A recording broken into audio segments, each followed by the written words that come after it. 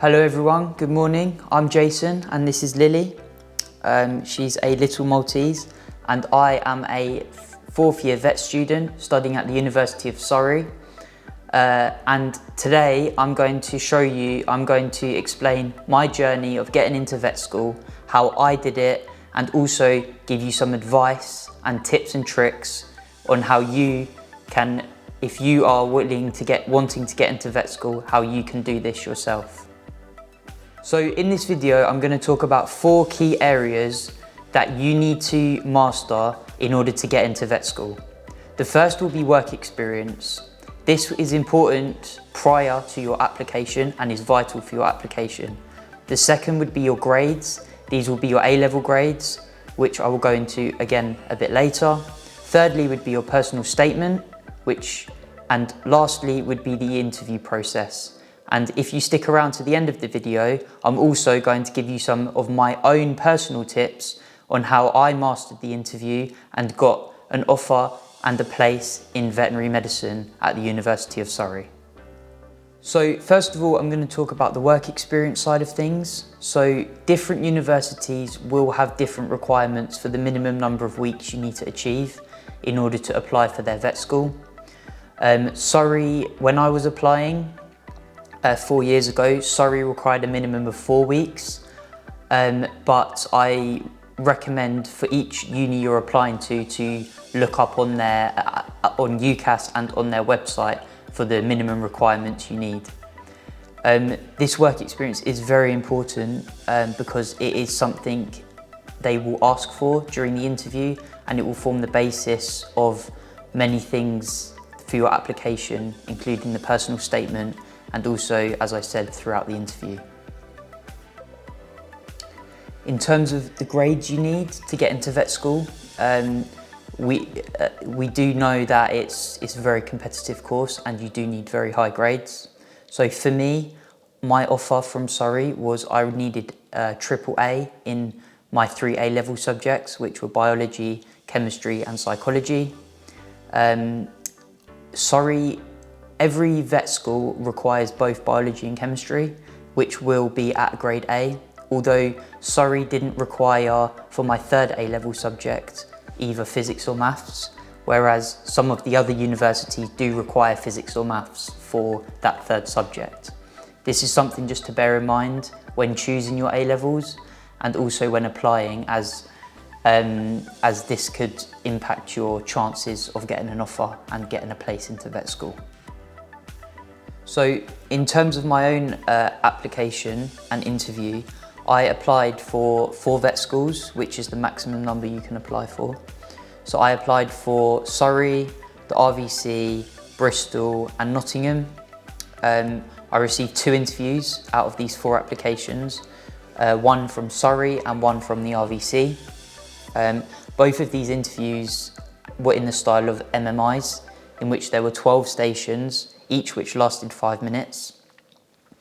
There were many skills that were assessed during these interviews. For example, ethics, clinical reasoning, dexterity, communication skills, and also our current knowledge into the veterinary field and in veterinary affairs.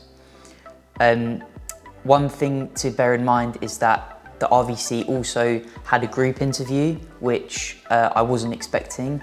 This is very important to know because this, for me, the lack of preparation for the group interview made it very difficult for me to contribute throughout the group task.